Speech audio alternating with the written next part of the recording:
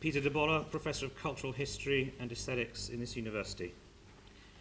Many discussions about the value of the humanities rest upon a fundamental distinction between the arts and the sciences that I do not accept.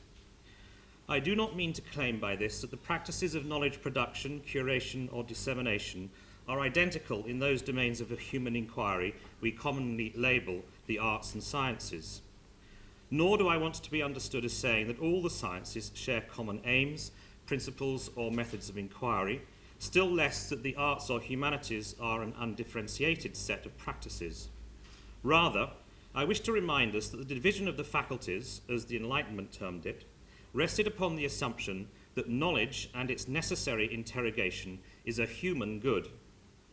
Whatever we know, however and wherever we seek out knowledge, we do so as human agents, as minds seeking to find order where there is chaos, reason and rule where there is apparent confusion, explanation where there is superstition. At first glance, this might be taken to be a description of what is distinctive in or to the humanities. It is the human agent who knows. Yet in fact, the peculiar and distinctive feature of the Enlightenment's conception of human inquiry is the thought that non-human ways of knowing are possible and susceptible of inquiry. The Enlightenment invention of aesthetics, for example, asks us to consider the notion that the artwork knows, or more precisely, that the artwork is a way of knowing. In a similar vein, it proposes the hypothesis that history, by which I mean historical knowledge, is a way of knowing. Far from imagining a future in which a division appears to separate the sciences from the humanities, the Enlightenment proposes a future science of human understanding that holds in tension what is knowable to the human agent with what is known in and to the world. And that tensile relationship is created by conceiving of different kinds of knowledge, say the differences between knowing a fact and knowing a motive for a particular form of behavior. Let's call it knowing that and knowing by. On this account, the humanities, far from being the counterweight to science, are precisely the terrain upon which any attempt to construct coherence or sense from the chaos of the world becomes possible. That terrain is precisely the locale in which scientific and non-scientific ways of knowing interact, reflect upon and interfere with each other, contrast and corroborate what we know from within the human agent and from without, where the knowing of history or the world comes up close with the knowledge I discover through scientific inquiry.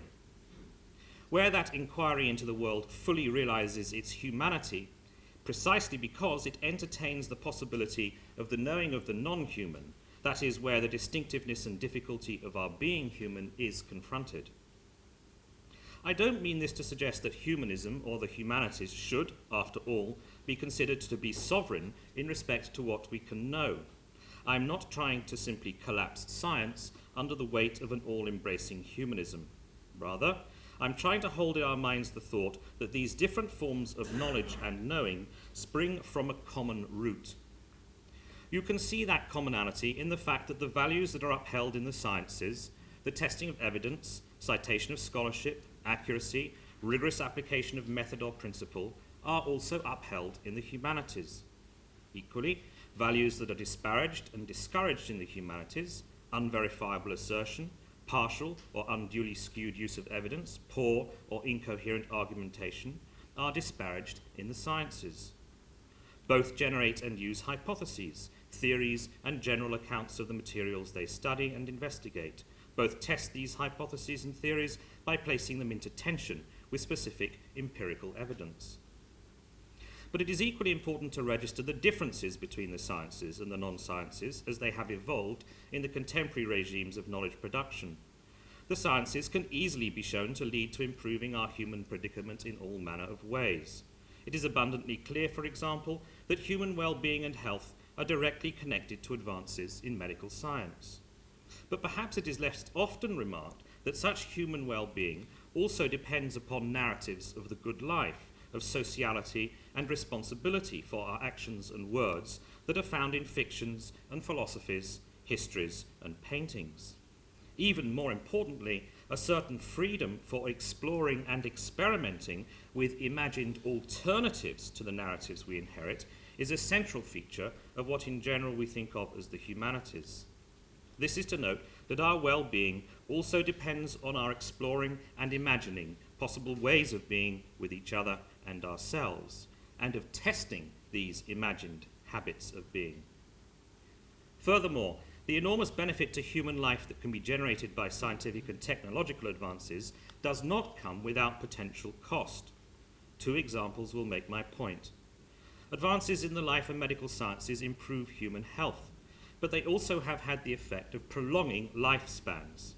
Such prolongation of life has real and direct consequences in respect to our ability to sustain comfortable and improving conditions for living, consequences that are moral, economic, political, social, legal, and cultural, and are best explored in tandem with experts whose homes are found in faculties of law, economics, philosophy, and politics.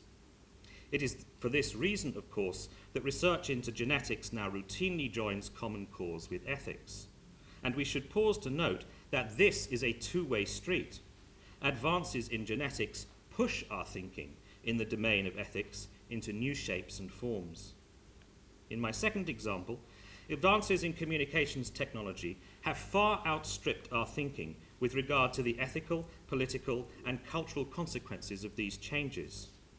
It is as if an ideology of pure technological innovation and advancement is being applied without due concern for thinking through possible consequences of such advancement. Facebook is an intervention, trivial or not as you like, into human sociality, a domain that is inconceivable out with ethical, political, cultural, and religious desiderata. In both these cases, one can immediately see that science and technology need to be connected to the kinds of thinking that take place in the humanities and social sciences. We join these things together on the terrain of the human, since this is the common root stock for all of our attempts to understand the world and know ourselves. If we stand anywhere else, we court the danger of only knowing that and no longer knowing by.